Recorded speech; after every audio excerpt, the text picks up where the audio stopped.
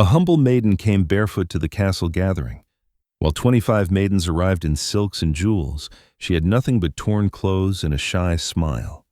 The nobles whispered and mocked, certain she didn't belong. But when the noble lord stepped forward, he ignored the riches, the gowns, and the status. His eyes searched the crowd, and to everyone's shock, he chose her. Before we begin, let us know in the comments what city you are watching from. And at the end, don't forget to rate this story from 0 to 10. Enjoy the story. The castle bells rang through the valley that morning, their sound carrying to every corner of the kingdom. Every maiden who heard them felt her heart skip a beat. Lord Edmund had made his announcement. He would choose a bride at the harvest gathering. 25 maidens from the finest noble families would attend this grand celebration.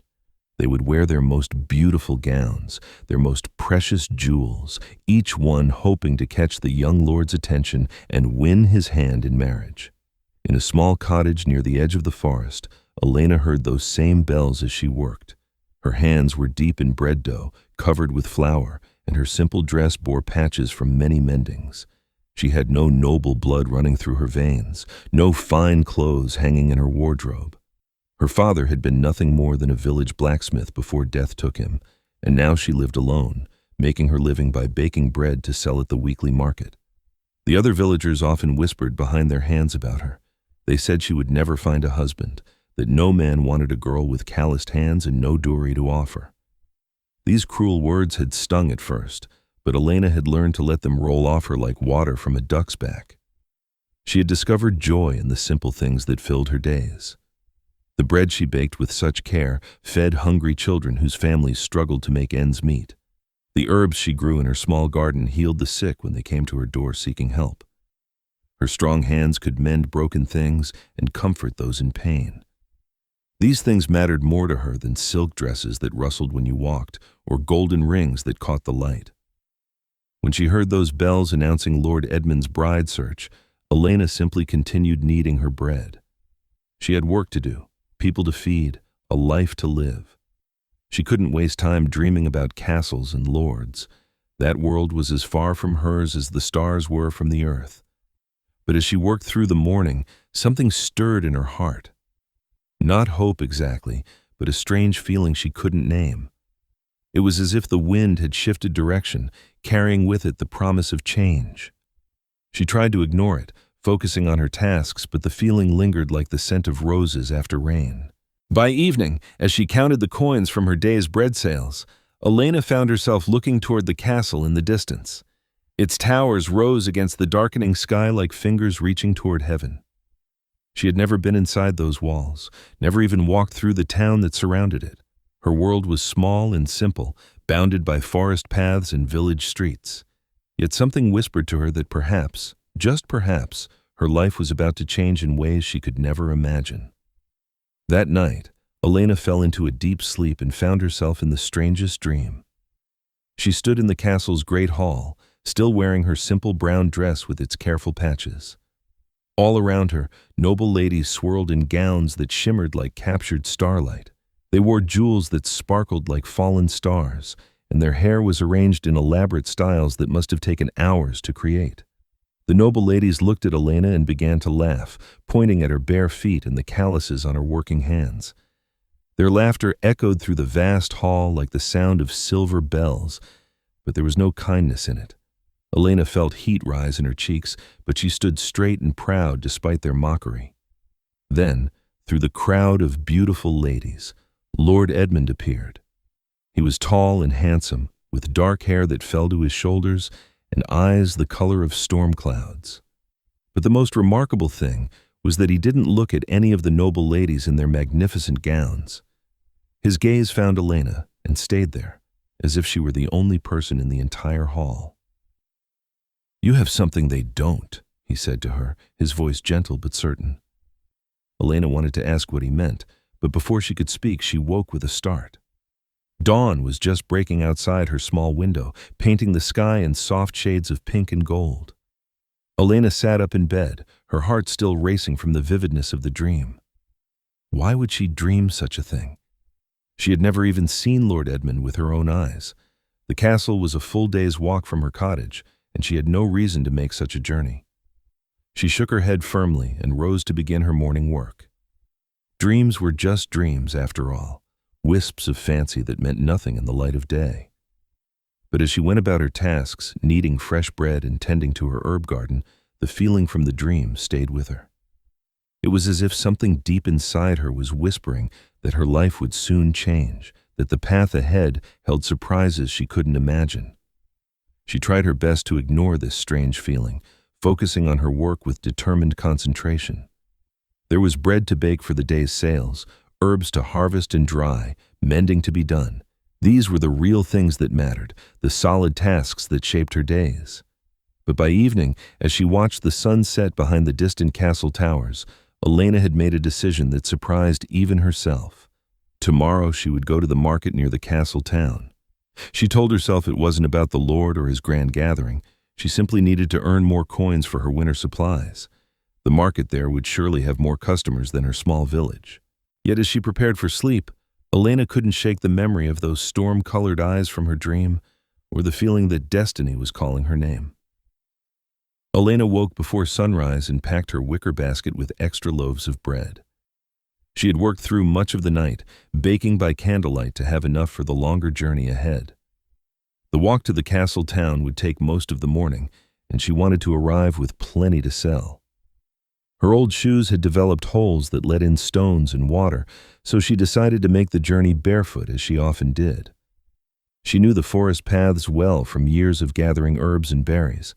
The moss felt soft and cool beneath her feet, and she enjoyed the connection to the earth that shoes couldn't provide. As she walked, birds sang their morning songs in the trees above her head. Elena found herself humming along with their melodies, her spirits lifting with each step. The autumn air was crisp and clean, carrying the scents of fallen leaves and the last wild roses of the season. Other travelers shared the road as she drew closer to the castle town. Some rode in fine carriages that rolled smoothly over the packed earth, their wheels creaking rhythmically. Through the windows, Elena caught glimpses of noble maidens on their way to the gathering. Their faces were painted with cosmetics, their hair arranged in elaborate styles that must have taken their servants hours to create. They looked like beautiful dolls made of finest porcelain, perfect and untouchable. Elena glanced down at her simple brown dress, clean but mended many times with careful stitches. She wore no jewels, no ribbons in her hair, just a simple braid that kept it neat and out of her face while she worked. For a moment she felt plain and rough compared to those elegant ladies. But then she noticed how confined those ladies looked, sitting stiffly in their carriages, unable to feel the warm sun on their skin or smell the wild roses blooming beside the path. They couldn't feel the earth beneath their feet or hear the birds singing overhead. Their beauty was like that of caged songbirds, lovely to look at, but somehow sad. Elena realized she felt more free walking barefoot on the forest path than those ladies did in all their finery. She could stop to pick berries if she wished, could sit by a stream to rest, could dance to the music of the wind in the trees. Her simple life had its own kind of richness that couldn't be bought with gold or inherited with titles. As the castle towers grew larger on the horizon, Elena quickened her pace. She had bread to sell and coins to earn. Whatever grand celebration awaited those noble ladies, she had her own work to do. The dream from the night before seemed foolish now in the bright light of day. She was just a baker going to market, nothing more. But deep in her heart, that strange feeling of approaching change continued to whisper, growing stronger with every step toward the castle. The castle town buzzed with more activity than Elena had ever seen in one place. Merchants had set up colorful stalls along every street, selling everything from silk ribbons to roasted meat. The air was filled with the sounds of people bargaining, children laughing, and horses' hooves on cobblestone. Flags and banners hung from every window, all in celebration of Lord Edmund's gathering. Elena found a small corner near the market square where she could spread out her simple cloth and arrange her bread. Within the first hour, she had sold half her basket. Her bread might be plain, but it was made with care and tasted of home. People who bought one loaf often returned for another, and several customers asked if she would be back tomorrow. As the morning wore on, an old woman approached Elena's small display. She wore a hooded cloak pulled up over her head despite the warm autumn day, and there was something mysterious about the way she moved through the crowd. Most people seemed not to notice her at all. "Your bread smells like home," the old woman said softly, her voice barely audible above the market noise. Elena smiled warmly and offered her a free piece, as she often did for those who seemed to have little. The woman accepted it gratefully, taking a small bite and closing her eyes as if savoring a precious memory. "You have kind hands," the old woman observed, studying Elena's work-roughened fingers. "Hands that know real work and honest labor." Elena nodded, feeling no shame about her calluses. They were proof that she could take care of herself, that she contributed something useful to the world. The old woman continued to watch Elena with unusual intensity, as if seeing something others missed. "The castle needs someone like you tonight," she said suddenly. Elena laughed gently, thinking this was just the rambling of an elderly mind. "The castle has no need for bakers like me," she replied kindly, but the woman's eyes seemed to twinkle with some secret knowledge. "Perhaps not bakers," she said mysteriously, "but they need truth, and that's much rarer than bread." Before Elena could ask what she meant by such strange words, the old woman melted back into the crowd and disappeared. Elena shook her head, dismissing the odd encounter. Market days brought all kinds of people, and old folks sometimes said peculiar things. She had bread to sell and coins to earn. That was her real purpose here. But something about the woman's intense gaze stayed with her, along with those puzzling words about the castle needing truth. As the day continued, Elena sold the rest of her bread and used the coins to buy supplies she needed for winter: salt, oil, thread for mending. It had been a good day's work, better than she could have hoped for. As evening shadows began to lengthen across the market square, Elena prepared to pack up and begin the long walk home. She had sold every last loaf and earned enough coins to keep her comfortable through several weeks. The day had been more successful than she had dared to hope. But just as she was folding her cloth and shouldering her empty basket, a group of castle guards appeared at her small corner. Elena's heart jumped with fear. Had she broken some law by selling bread without proper permission? Did she need special papers to trade in the castle town? The guards didn't look angry, though. Their captain, a middle-aged man with graying hair and kind eyes, approached her with surprising courtesy. "You are summoned to the castle," he said formally, but his tone was respectful rather than threatening. Elena's eyes widened in complete confusion. "There must be some mistake, sir." "I'm just a baker from the village. I have no business at the castle." She gestured to her simple dress and bare feet as proof that she didn't belong in such grand places. The captain shook his head firmly. "There's no mistake. Lord Edmund himself has requested your presence at tonight's gathering." He paused, seeing her obvious shock. "You are Elena the baker, are you not? The one who sold bread here today?" Hundreds of candles filled the vast space with light bright as daylight. Noble ladies stood in small groups throughout the hall, wearing gowns of every color imaginable: deep blues like midnight skies, rich reds like rubies, soft greens like spring meadows. Their jewels caught the candlelight and threw it back in tiny rainbows that danced on the walls and ceiling. And there, at the far end of the hall, standing before an ornate throne, was Lord Edmund himself. Even from a distance, Elena could see that he matched her dream perfectly.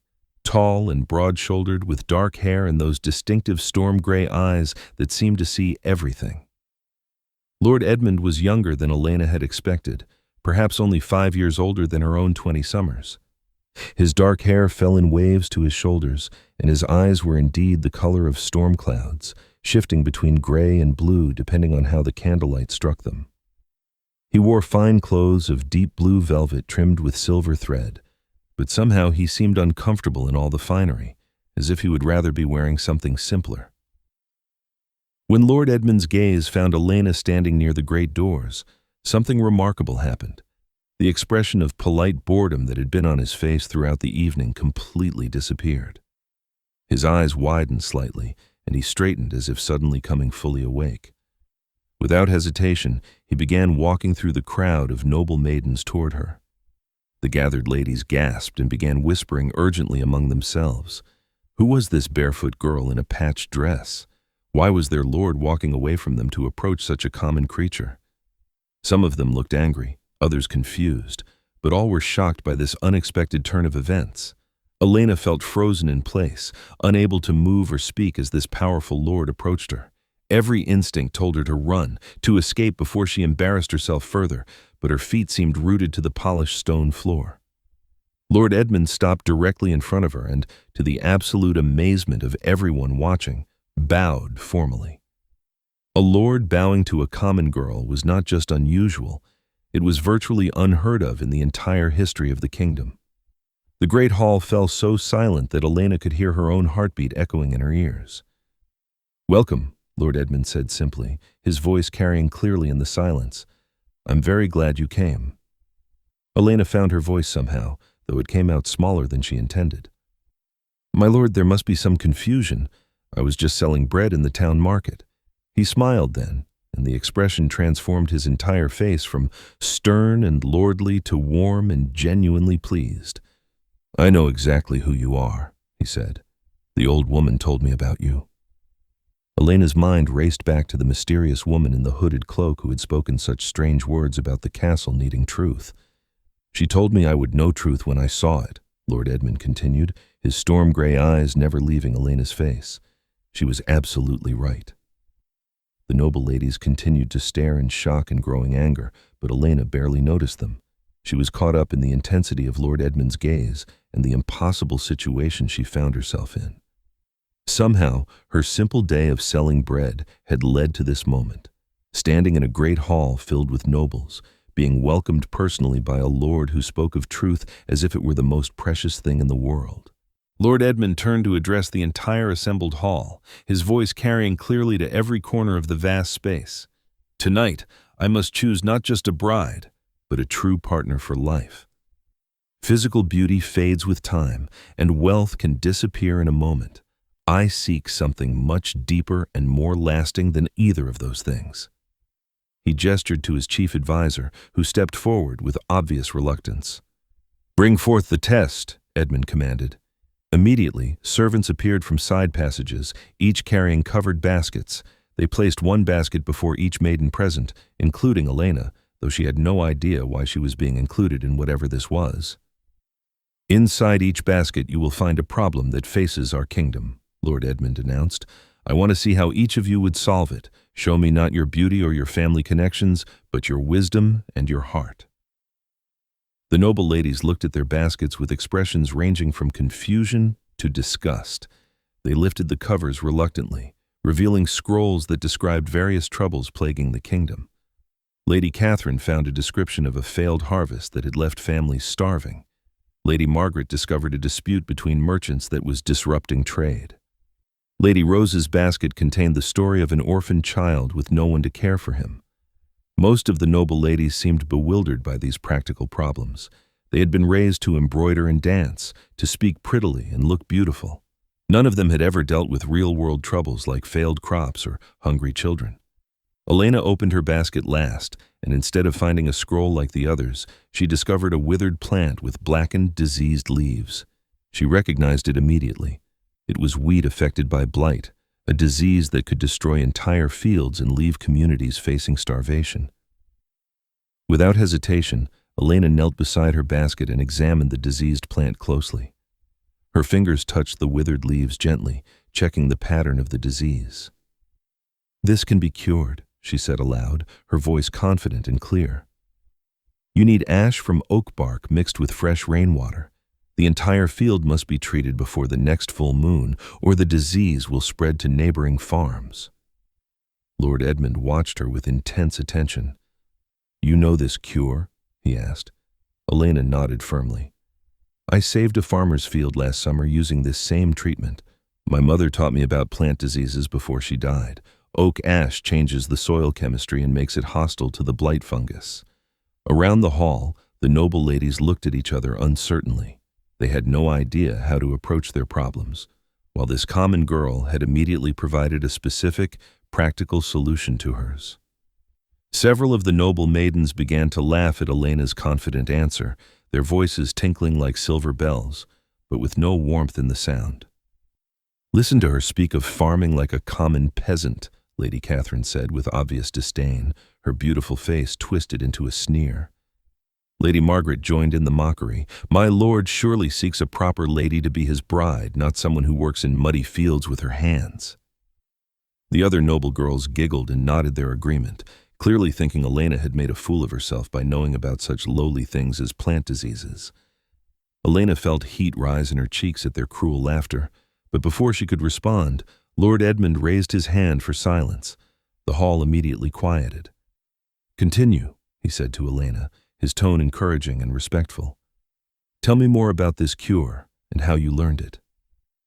Elena stood and faced him directly, her fear melting away as knowledge and passion took over. "The blight spreads through moisture in the air and soil," she explained clearly. "But oak ash changes the pH of the soil and makes it hostile to the fungus. I learned this from my mother before she died. She knew every plant and herb, every cure and remedy that could help people." Lord Edmund stepped closer, his interest obviously genuine. "And what about the failed harvest problem that Lady Catherine received?" Elena thought carefully before answering. "The seed stores should be shared equally among all families. Those with plenty must help those with nothing survive the winter. When spring comes, everyone should plant together, the wealthy providing seeds and tools, the poor providing labor. Everyone survives together or not at all." The noble ladies gasped at such bold words. No commoner spoke of forcing the wealthy to share their resources, but Lord Edmund's eyes shone with something Elena couldn't quite identify. Approval, perhaps, or even admiration. "And the orphaned child?" the Lord asked, referring to the problem Lady Rose had received. Elena's voice became gentle but firm. "A child needs a home filled with love, not just wealth. A baker could raise a child with as much care and kindness as any duchess, perhaps more, because they would understand the value of work and the importance of caring for others." The hall erupted in shocked whispers and murmurs. No one had ever heard a commoner speak so boldly about the duties of the wealthy or suggest that common folk might be better suited for some tasks than nobles. But Lord Edmund seemed completely captivated by Elena's straightforward, honest answers. His storm-gray eyes never left her face, and Elena could see that he was thinking deeply about everything she had said. "We shall have music and dancing," Lord Edmund announced suddenly, clapping his hands to signal the musicians. They immediately began playing the elegant, complex court dances that all noble ladies learned from childhood. The music filled the great hall with melody, and one by one, the noble maidens began to dance. They moved with perfect grace and precision, like swans gliding across a still lake. Every step was flawless, every turn executed with years of training. They looked like living art, beautiful and untouchable in their silk gowns and sparkling jewels. Elena stood to the side watching, knowing she had never learned such refined dances. But Lord Edmund approached her again, extending his hand with a gentle smile. "Will you dance with me?" he asked. Elena shook her head, suddenly shy. "I don't know these steps, my lord. I would only embarrass us both." "Then we'll create our own dance," he said simply, taking her hand despite her protests. His skin was soft against her work-roughened palm, a reminder of how different their worlds were. But as they began to move together to the music, those differences seemed to fade away. They didn't follow the formal, intricate steps that the other couples were performing. Instead, they simply swayed and turned to the melody, moving naturally together as if they had been dancing partners for years. Elena forgot about the watching crowd, forgot about her patched dress and bare feet. The world became nothing but music and movement and the warmth of Edmund's hand holding hers. "You're not afraid of me," Lord Edmund observed quietly as they danced. "Should I be afraid of you?" Elena asked, looking up into his storm-gray eyes. "Most people are," he admitted. "They see my title and my power, not the person underneath." Elena considered this as they continued to move together. "I see a man who tests potential brides with wheat blight and failed harvests," she said honestly. "That tells me more about your character than any title could."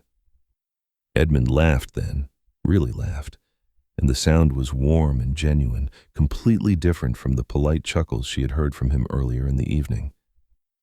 "And what does it tell you?" he asked, his voice curious and hopeful.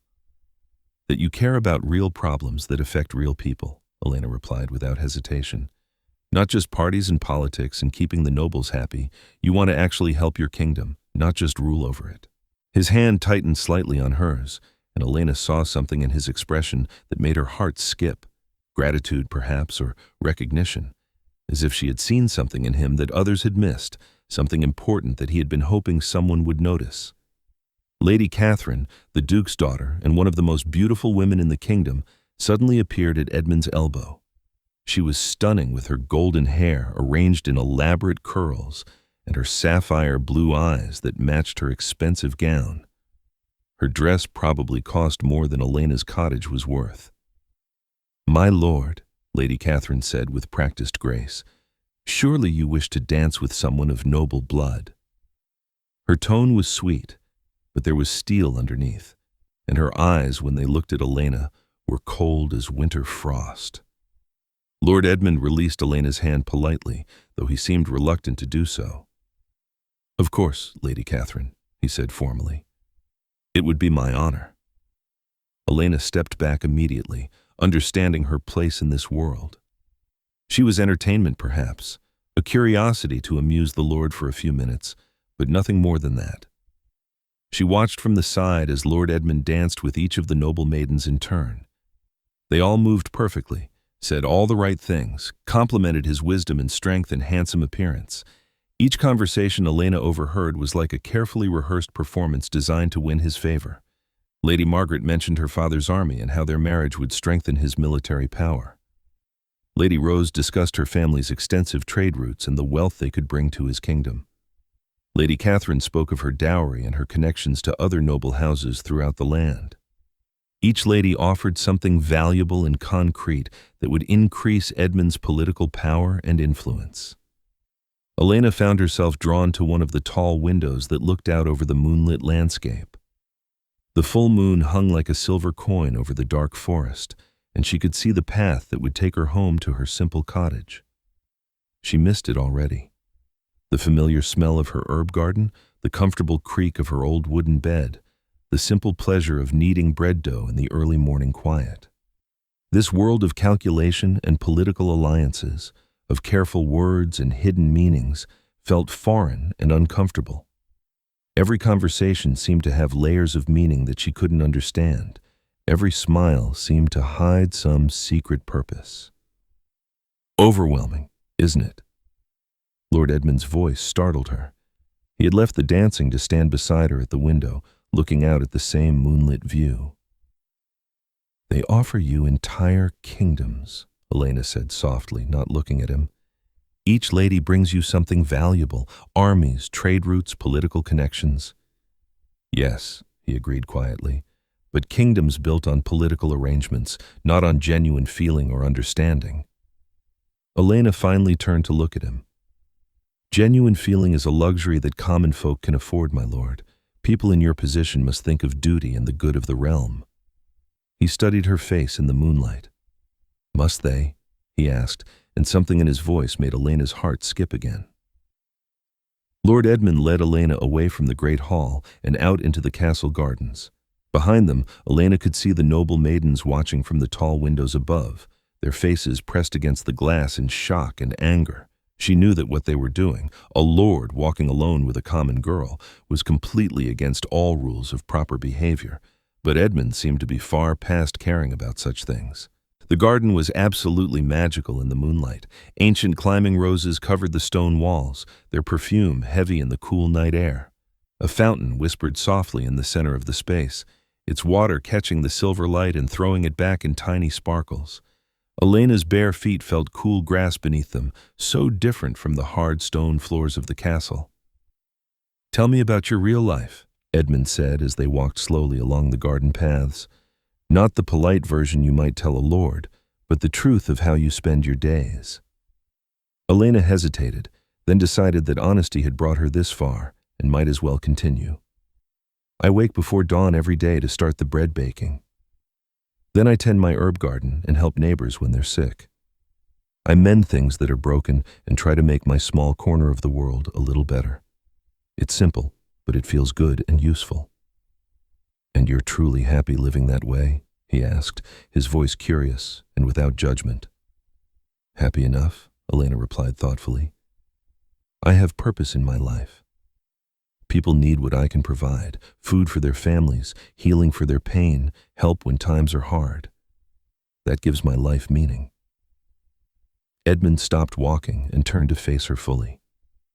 I envy that, he said, with surprising honesty. My purpose was chosen for me at birth. I never got to discover what I might naturally be good at, or what might bring me joy. But you help the entire kingdom, Elena pointed out. Your decisions affect thousands of people's lives. Do I really help them? Edmund asked, and there was genuine sadness in his voice. Or do my advisors and the noble families make all the real decisions, while I just sit on a throne and look important? The pain in his words surprised Elena. This powerful lord felt as trapped in his role as she had ever felt in her poverty. You could change things, she suggested carefully, knowing she was treading on dangerous ground. Use your power differently. Make decisions based on what's truly best for common people instead of what benefits the nobles. That's exactly why you're here, Edmund said suddenly, his voice filled with something that might have been hope. The old woman said you would understand what I'm trying to do. Understand what? Elena asked, but before he could answer, the castle bells began to ring, signaling that the evening's gathering was coming to an end. All the maidens were summoned back to the great hall for Lord Edmund's final announcement. The noble ladies stood in elegant groups, their silk gowns rustling softly as they moved. Each one wore an expression of confident expectation. Surely one of them would be chosen as the future bride. They had everything a lord could want: beauty, wealth, noble bloodlines, and powerful family connections. Elena stayed in the shadows near the back of the hall, trying to make herself invisible. The magical evening in the garden felt like a dream now that she was back in this grand room, filled with people who belonged here, while she so obviously did not. Lords didn't marry bakers, no matter how pleasant a conversation they might share under the moonlight. Lord Edmund stood before his ornate throne, looking every inch the powerful ruler in his fine clothes and surrounded by the symbols of his authority. When he spoke, his voice carried clearly to every corner of the vast hall. Tonight, I was supposed to choose a bride from among you noble ladies. The maidens smiled and straightened their postures, each one hoping to catch his eye one final time. Lady Catherine stepped slightly forward, her golden hair gleaming in the candlelight. Lady Margaret adjusted her sapphire necklace. Lady Rose smoothed her silk skirts. All of them radiated confidence that they had made the right impression. But I cannot do what was expected of me tonight, Edmund continued, and the smiles began to fade into confusion. Marriage should be built on more than political alliances and family connections. It should be a true partnership based on mutual respect, understanding, and genuine affection. His eyes found Elena in the shadows where she stood. I have found those qualities tonight, but not where I expected to find them. Lady Catherine stepped forward boldly, her voice sharp with barely controlled anger. My lord, please reconsider. Your kingdom needs the strong alliances that marriage to a noble family would bring. Edmund nodded respectfully. You're absolutely right that the kingdom needs strength, but it also needs honest leadership from someone who truly understands the struggles of common people, not just the desires of noble families. The crowd began to murmur nervously, sensing that their world was about to change in ways they couldn't control. Therefore, I choose no noble bride tonight, Edmund announced, his voice firm and clear. Instead, I make a different request entirely. Every eye in the hall turned to follow his gaze, which was directed straight at Elena, where she stood in shocked silence. Elena, he said, his voice carrying across the sudden stillness, will you stay here at the castle? Not as my bride, not yet, but as my advisor. Teach me what you know about helping people who truly need help. The great hall erupted in voices of shock and outrage. A common girl as royal advisor? It was completely unprecedented in the entire history of the kingdom. Noble families had always filled such positions, and the very idea of a barefoot baker girl giving advice to a lord was beyond anything anyone could have imagined. Lady Catherine's father, the Duke of Westmarch, stepped forward with his face red with anger. This is absolute madness, my lord. The royal council will never allow such a thing to happen. Other nobles quickly joined his protests, their voices rising in a chorus of disapproval and disbelief. "She has no education," Lady Margaret cried out, "no training in matters of state." Lord Robert, Edmund's chief advisor, looked as if he might faint from shock. "My lord, think of what you're saying. This girl knows nothing of politics or diplomacy." Elena felt the weight of their anger and disapproval crushing down on her like a physical force. She wanted nothing more than to run from this place and return to her simple cottage where she belonged. These people were right. She had no business advising anyone about anything beyond baking bread and growing herbs. But Edmund's voice cut through the chaos with quiet authority. "The decision is mine to make," he said firmly, though Elena could see the strain in his face. "Elena has shown more practical wisdom in one evening than my current advisors have displayed in months of council meetings." "She's barefoot!" Lady Margaret shrieked, as if this simple fact proved Elena's complete unsuitability for any position of importance. "She doesn't even own proper shoes." Edmund's expression grew harder, and his voice took on a steely edge that reminded everyone present that he was, in fact, their lord and ruler. "Elena saved a farmer's field from blight when my advisors didn't even know the disease existed. Can any of you make the same claim?" The nobles fell into uncomfortable silence, unable to argue with this point. Elena finally found the courage to speak, though her voice was barely above a whisper. "My lord, they're right about one thing. I don't belong in this world of yours. I should return to my cottage where I can do some good without causing such trouble." She began to move toward the great doors, desperate to escape the hostile stares and angry voices. But Edmund crossed the room in quick strides and caught her hand gently but firmly. "Please," he said quietly, so only she could hear. "Don't let their fear and prejudice drive you away. Give me 1 month. If after that time you still wish to leave, I won't try to stop you." The entire court watched this unprecedented scene, their lord pleading with a common girl not to abandon him. The world had truly turned upside down in the space of a single evening. Elena looked at Edmund's face and saw not the powerful lord everyone else saw, but a young man trying desperately to make his kingdom better for everyone, not just the wealthy nobles. 1 month, she agreed softly, her decision made. The die was cast, for better or worse. Elena was given rooms in the castle's east tower, chambers that were more luxurious than anything she had ever imagined. The bed had actual feather mattresses instead of straw, and the windows were fitted with real glass panes that let in light while keeping out the wind. Tapestries covered the stone walls, and thick carpets warmed the floors. The luxury felt overwhelming rather than comfortable. Servants appeared at her door offering to help her dress, to arrange her hair, to bring her anything she might desire. Elena politely declined their offers.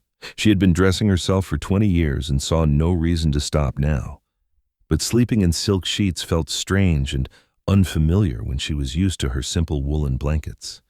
The next morning brought her first real test. She was summoned to meet with Edmund and his council of advisors in the castle's council chamber. The room was imposing, with a long oak table surrounded by carved chairs. Maps covered the walls, and official documents were stacked in neat piles everywhere she looked.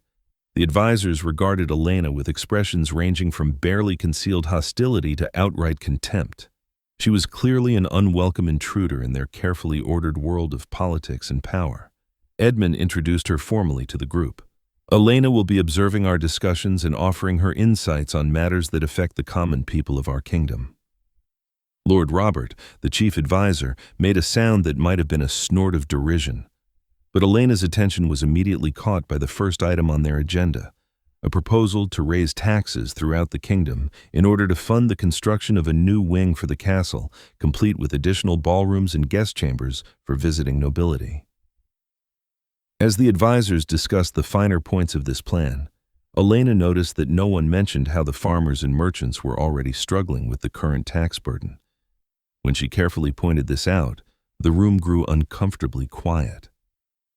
"Perhaps we should understand the true condition of our people before we plan expensive new construction," she suggested as diplomatically as she could manage. "Maybe we could send assessors to visit every village and town to learn what families really need rather than just guessing." Edmund nodded thoughtfully, clearly intrigued by this idea. She makes an excellent point. We should know the real health of our kingdom before we commit to major expenditures. He turned to Lord Robert. Send trusted men to every settlement. I want honest reports about how our people are truly faring. Lord Robert's face flushed red with barely controlled anger, but he couldn't argue against the basic logic of the proposal. By the end of that first morning, Elena had questioned 3 more council decisions, and each time Edmund had supported her perspective. Change was beginning to come to the kingdom, whether the traditional power structure liked it or not.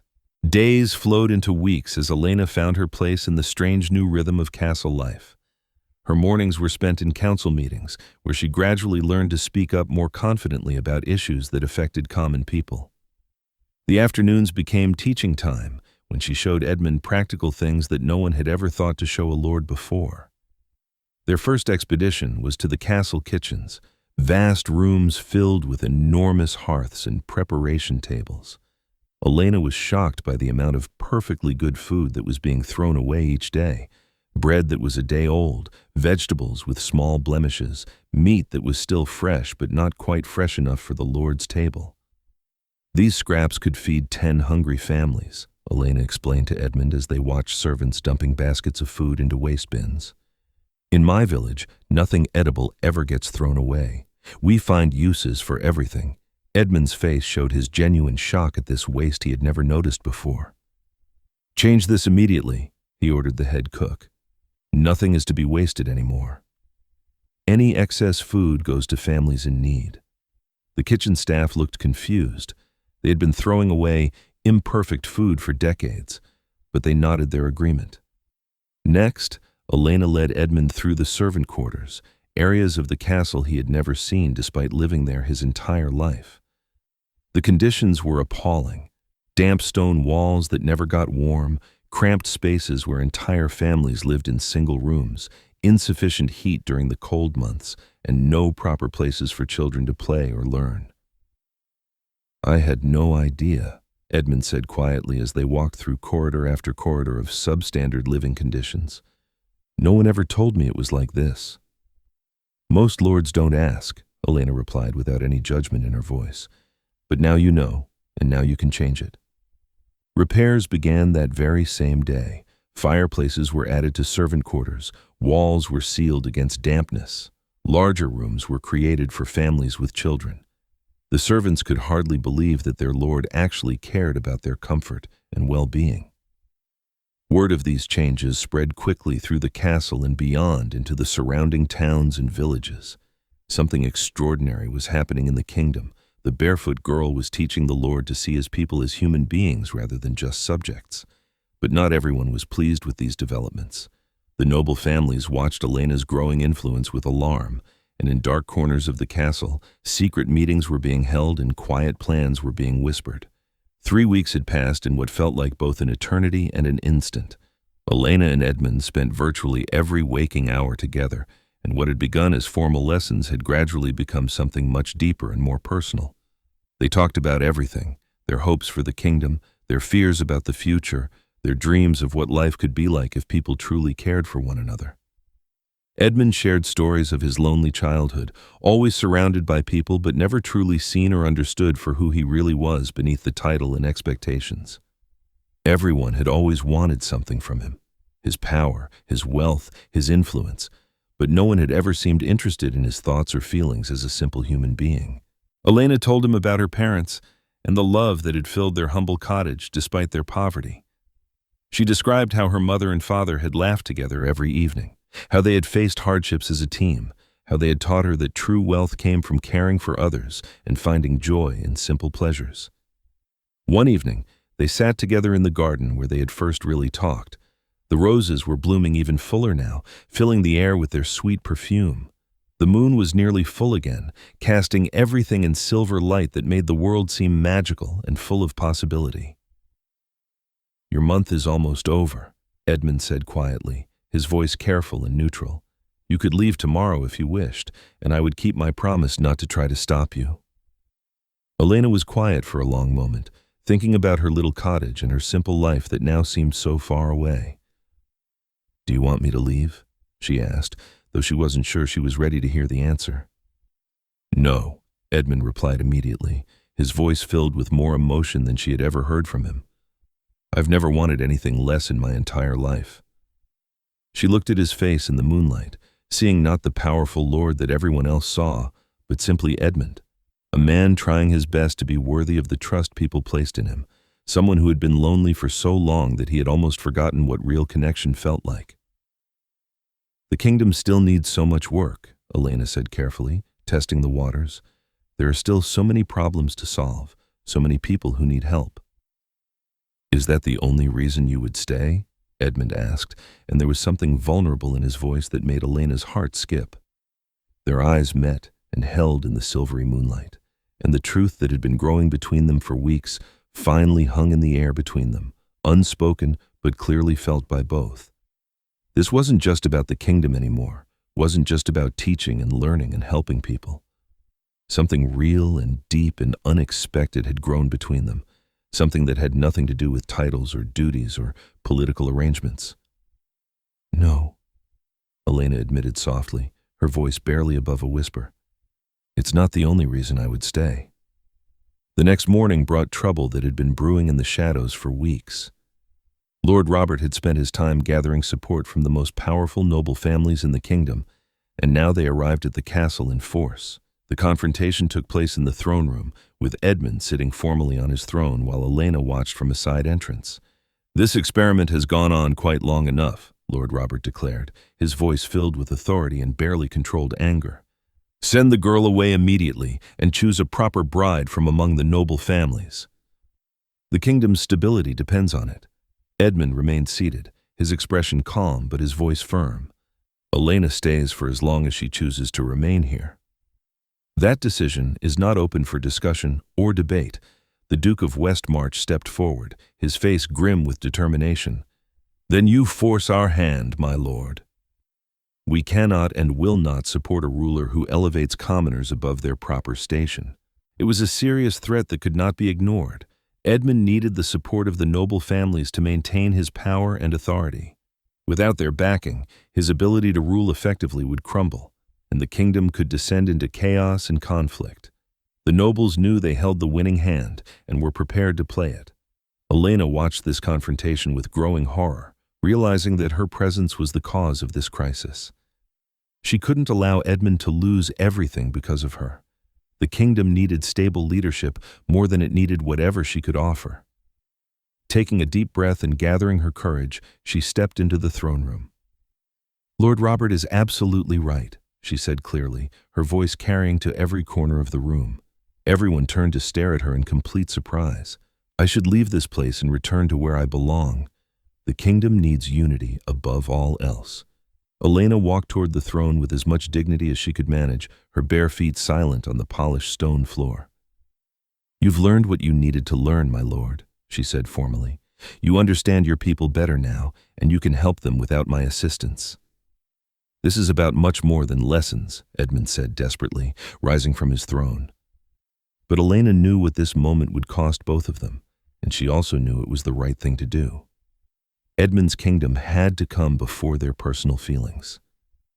Thank you for these past weeks, she said with formal politeness, as if they were mere acquaintances rather than two people who had found something precious together. I'll gather my things and leave within the hour. She turned and walked toward the door, each step feeling like it might be the last thing she ever did. Behind her, she could hear the nobles murmuring their satisfaction, but she couldn't hear Edmund's voice at all. Elena packed her few belongings quickly, wanting to escape before her resolve weakened and she changed her mind. She had brought so little to the castle that everything fit easily into her old wicker basket. But as she folded her simple dress, there was a soft knock at her chamber door. She opened it, expecting to see a servant, but instead found the mysterious old woman from the market standing there. She still wore the same hooded cloak, and her eyes still held that strange, knowing expression that had puzzled Elena weeks ago. Leaving so soon, child? The old woman asked, stepping into the room without invitation. It's best for everyone involved, Elena replied, though her voice sounded hollow even to her own ears.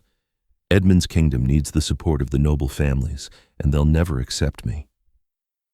The old woman laughed softly, a sound like silver bells in the wind.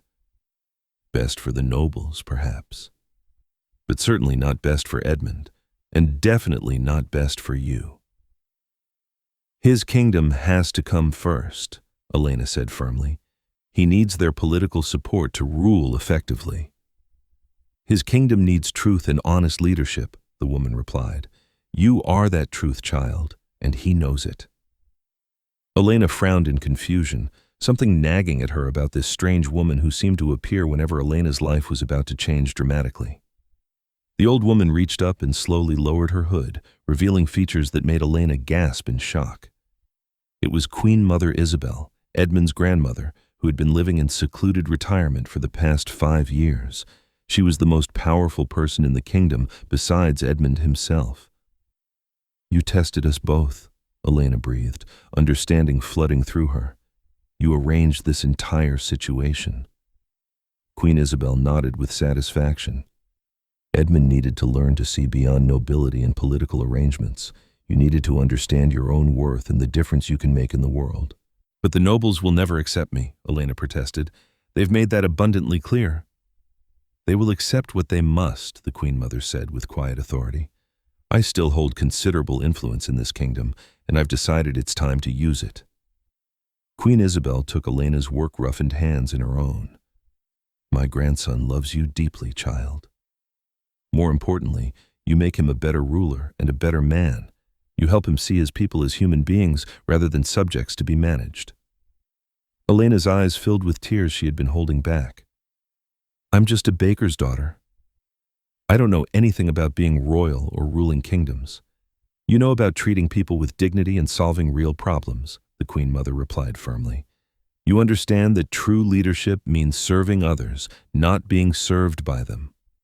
That wisdom is exactly what a queen should possess. Queen Mother Isabel swept into the throne room like a force of nature, her presence immediately commanding the attention of every person present. The assembled nobles gasped in shock and quickly bowed deeply. She had been absent from court for 5 years, but her authority was undiminished and her word was still law in many matters. Enough of this foolish nonsense, she declared, her voice carrying the steel of absolute authority. My grandson will marry whom he chooses, and the kingdom will be stronger for it. Lord Robert, despite his earlier confidence, immediately dropped to one knee. Your Majesty, we were only thinking of the kingdom's stability and traditional ways. You were thinking of maintaining your own power and influence, the Queen Mother replied sharply. Those days of manipulation and control are over. She turned her piercing gaze to Edmund, who looked both relieved and amazed to see his grandmother taking charge of the situation. Call the girl back immediately, she commanded. But Elena had already appeared in the doorway, drawn by the commotion and the sound of that familiar, authoritative voice. When Edmund saw her standing there, his entire face lit up with hope and joy. He crossed the room in quick strides, ignoring the watching nobles and the political implications of his actions. Please don't leave, he said simply, his voice filled with more emotion than anyone had ever heard from their lord. I can't do this without you. I don't want to do this without you. The nobles watched in stunned silence as their powerful lord essentially begged a common girl not to abandon him. The world had truly changed beyond their recognition, and there was nothing they could do to stop it. Edmund, Elena whispered, his name carrying all the feelings she had been trying to suppress. Your kingdom needs unity, needs the support of these families. My kingdom means nothing if you're not part of it, Edmund replied, taking her hands in his without caring who was watching. You've taught me to see clearly, to lead with wisdom instead of just inherited power. I need you beside me. Elena looked around the room at the watching nobles, at Queen Isabel's encouraging smile, at Edmund's face filled with hope and love and desperation. I need you too, she admitted, the truth finally spoken aloud in front of everyone. The simple honesty of those words hung in the air like a bell that had been rung. Edmund smiled more brilliantly than the sun, and then, before the entire court and all the assembled nobility, he dropped to one knee in the traditional position of proposal. Elena, Edmund said, his voice clear and strong despite being in the vulnerable position of kneeling before her. You came to my castle barefoot and completely honest, with nothing to hide and no political agenda. You showed me truth when everyone else around me was showing carefully constructed facades designed to win my favor. The throne room was absolutely silent, except for Edmund's voice. Even the nobles who had been so opposed to this relationship leaned forward to hear every word, caught up despite themselves in this unprecedented moment. You made me want to be worthy of the crown I wear, Edmund continued. You taught me that real leadership means serving people, not just ruling over them. You helped me understand that the kingdom belongs to everyone who lives in it, not just those who were born to wealth and titles. He reached into his jacket and pulled out a ring that surprised everyone who saw it. Instead of the elaborate jewel-encrusted piece that nobles would have expected, it was a simple gold band set with a single, perfect pearl. It was beautiful in its simplicity, elegant without being ostentatious. I'm asking you officially now in front of everyone who matters in this kingdom, Edmund said, not as a lord commanding his subject, but as a man hoping for the love of an extraordinary woman. Will you marry me? Will you help me build a kingdom that serves all its people, not just the privileged few? Elena looked down at this man who had learned to see beyond appearances and titles, who had chosen truth over political convenience, who had been willing to risk everything he had inherited in order to become the leader his people truly needed. I came here selling bread in the market, she said softly, and some of the nobles snickered quietly, still not understanding that the old world was ending and a new one was beginning. But Elena continued with quiet dignity. I'll leave here as exactly who I am, no pretense, no false nobility, no attempt to be something I'm not. She looked directly into Edmund's storm-gray eyes. If you want a baker's daughter who speaks her mind and gets her hands dirty solving real problems, then yes, I'll marry you, and I'll help you build something better than what came before. Edmund slipped the simple ring onto her finger, and it fit as perfectly as if it had been made specifically for her hand. He stood and kissed her gently, while Queen Mother Isabel began clapping with obvious approval and satisfaction. Slowly, others in the throne room joined the applause. Not all the nobles looked happy about this turn of events, but they could recognize when a battle was truly lost. Change had come to their kingdom in the form of a barefoot girl with honest eyes and a willingness to speak truth to power. Sometimes the most important changes came from the most unexpected places, and sometimes love really could conquer the barriers that society tried to build between people. The royal wedding was unlike any ceremony the kingdom had ever witnessed. There was certainly grandeur and pageantry befitting the marriage of a lord, but there was also a warmth and inclusivity that had never been seen at such an event. Elena wore a beautiful gown created by the kingdom's finest seamstresses, but she chose to remain barefoot as she walked down the aisle, a deliberate reminder of how she had first arrived at the castle and a symbol that truth needed no decoration or disguise. The great cathedral was filled with an unprecedented mix of people. Farmers stood beside dukes, their work clothes clean and pressed for the occasion. Bakers chatted easily with duchesses about bread recipes and herb gardens. Merchants' wives found themselves seated next to countesses, discovering they had more in common than anyone might have expected. Edmund and Elena had insisted that their wedding would unite the kingdom rather than divide it into rigid social classes. As they exchanged vows before the altar, Elena thought of her parents, who had loved each other so deeply despite their poverty. She knew they would have been proud to see their daughter, not because she had married a lord, but because she had remained true to herself while rising to a position where she could help others. Edmund spoke his promises clearly and from the heart. He vowed to love, honor, and listen to Elena. That last word was not traditional in royal wedding ceremonies, but nothing about their relationship had been traditional from the very beginning. When they kissed to seal their marriage, the crowd erupted in genuine joy rather than polite, forced courtesy. As the new king and queen walked through the cheering crowd after the ceremony, Elena squeezed Edmund's hand. "No regrets about choosing the barefoot baker girl?" she asked with a smile. Edmund looked down at her with eyes full of love and certainty. "Only that I didn't find you sooner," he replied. Their story had begun with the sound of castle bells announcing a bride search, and it ended with wedding bells celebrating a love that had grown from truth and mutual respect. But really, their story was just beginning. Together, they would work to build a kingdom where a person's worth wasn't measured in gold or noble bloodlines, where wisdom could come from unexpected sources, where love could bloom between people from completely different worlds. As they stood together on the castle balcony, waving to the crowds below, Elena reflected on the strange journey that had brought her here. She had started as a simple baker selling bread in the market, and now she was a queen. But more importantly, she was still herself, still honest, still willing to speak difficult truths, still committed to helping those who needed help the most. The kingdom stretched out before them, full of possibility and hope for a better future built on the foundation of truth, compassion, and the radical idea that everyone deserved to be treated with dignity and respect.